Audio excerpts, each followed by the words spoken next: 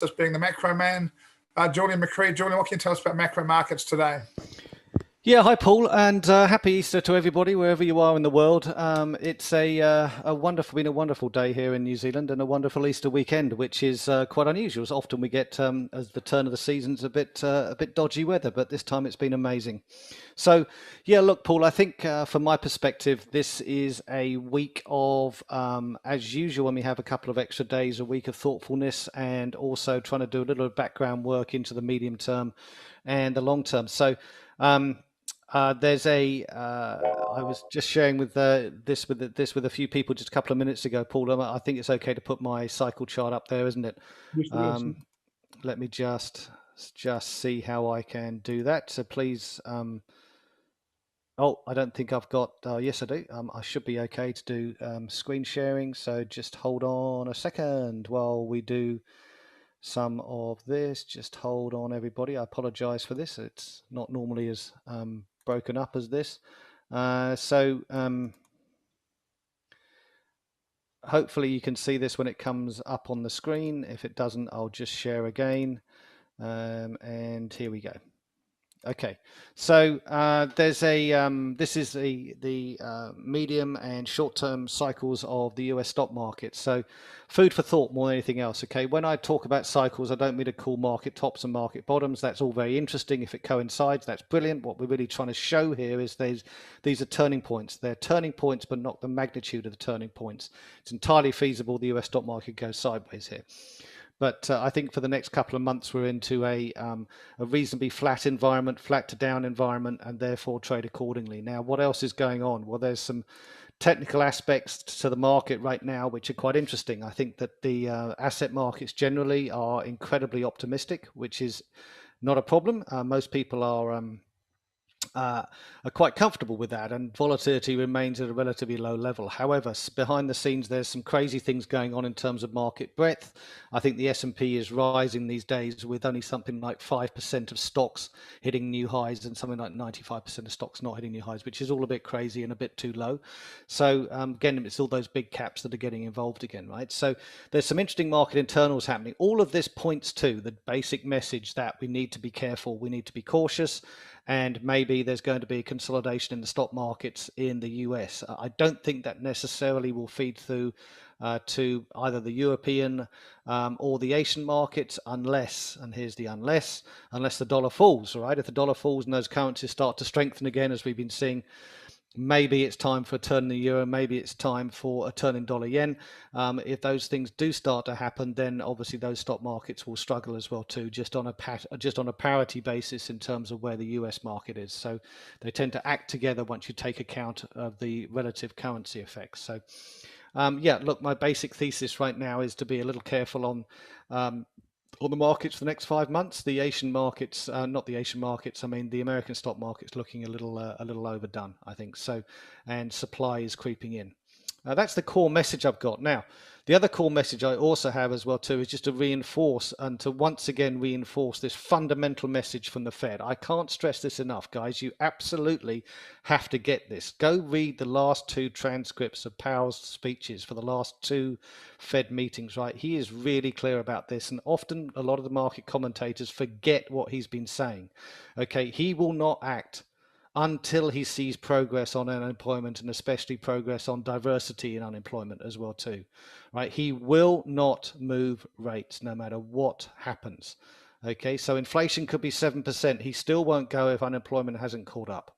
Okay, it's a really key, important message, right? You've got to get a handle on the fact the Fed's job is not just to control inflation; it's also to manage the level of unemployment. And they still have a huge number of unemployed people in the States, as there are around the world as a result of the pandemic. They've got to get back to work again.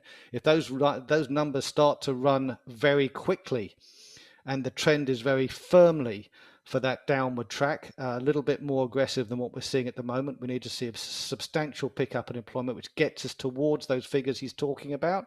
Then the Fed will start thinking about raising interest rates without actually doing it. Okay, but this is a very clear message. Rates aren't going anywhere in the front end of the US curve, which then means at some point that the long end rates, which have been rising quite rapidly recently, will have to stop rising, because you can't have a super steep yield curve. At this stage, the only time you have a super steep yield curve is in times of incredible uncertainty or war. We're not in those situations. So consequently, my belief is that I think that there's probably this move in rates is, whilst not overdone, is probably getting towards the end of the end of its gig, right? Within 20 basis points of the end of the gig, somehow or other, right? And if the rates do keep on rising, then the stock market will inevitably notice that, and we'll see some crazy things happening. So I think that's the key message I've got on a reflective Easter weekend, Paul. Cautious in the US stock market and what that's going to mean for all of the currency pairs around the world, and also don't fight the Fed. Julian, do you think it's fair to say that the US stock market's now just on watch until we see a sell?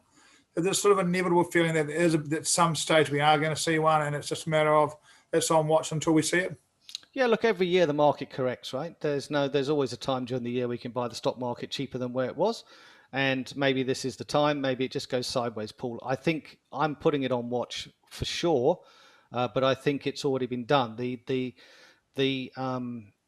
ripples of the hedge fund liquidation we saw last week, over the course of the last 2 weeks, I think, apart from market practitioners who are close to it, has gone completely unnoticed by everybody. Not if you own Viacom or Palantir shares, you certainly have felt the pain there. But I do worry that was one of the early warning signs that something odd is going to happen. Julian, can you give us a quick summary of what actually did happen? Yeah, so look, there was a hedge fund who was levered about between 5 or 10 times its market capital. They managed to get that leverage by going to a lot of the major banks on the street and asking them to do stock swaps rather than actually own the stocks themselves. Because if you do a stock swap, which is a derivative transaction, you have to put up less margin. And in putting up less margin, that enables them to lever themselves, because they can use the money to do the money they've got to go and do it with somebody else as well too, right? The money that's left to go, and you can lever yourself up to 5 or 10 times, right? So what happened is, as the markets have risen over the course of the last 18 months, he has that hedge fund, and that hedge fund principal, Bill Huang, I think, has more and more significant positions on in a smaller and smaller number of stocks. And when it came time that a couple of the major banks said, I think we need a bit more collateral here, he didn't have it, and therefore that was considered, as the old saying goes, that was a margin call. Nothing ever changes in life, right? A little bit of over leverage. I remember Warren Buffett saying the 3 things that can catch an investor out are liquor, ladies, and leverage. So my wife had a slightly more flowery description of it when I told her that, but it's a true expression, I think, for in this case it certainly applies, right? The guy was doing crazy things and he got found out, and when you try and liquidate those positions, it creates incredible ripples in the market, incredible violence, and more earthquakes rather than ripples, I would say. So it's fair to say, Julian, that if we had one organisation doing it, we've probably got a bunch of organisations doing it, and the banks right now are going to be a bit worried and tightening up on collateral a little bit on all these positions. Well, what's the first thing you're going to do when you've been once bitten, right? You're going to go around all the other hedge fund positions that you've got who have been doing similar trades with you and say, well, how much leverage do you guys have on? And by the way, we need to double your collateral. We need that right now, please. And you've got 2 days to comply, right? And so or you reduce your positions. Right. And so if the banks, how much was the loss on this? Did they lost 50 billion? I think the banks, they aren't talking about how much money they've lost, but I believe that some of the major money center banks are down $1 billion or $1.5 billion. I don't think Morgan Stanley and Goldman Sachs were, because they got in first, but there's some other banks out there which have lost a lot of money. Okay, cheers for that, Julian. Always interesting to get the macro overview of what's happening out there overall. While macro overviews help us a lot to understand what's happening in the market, fundamentals drive direction.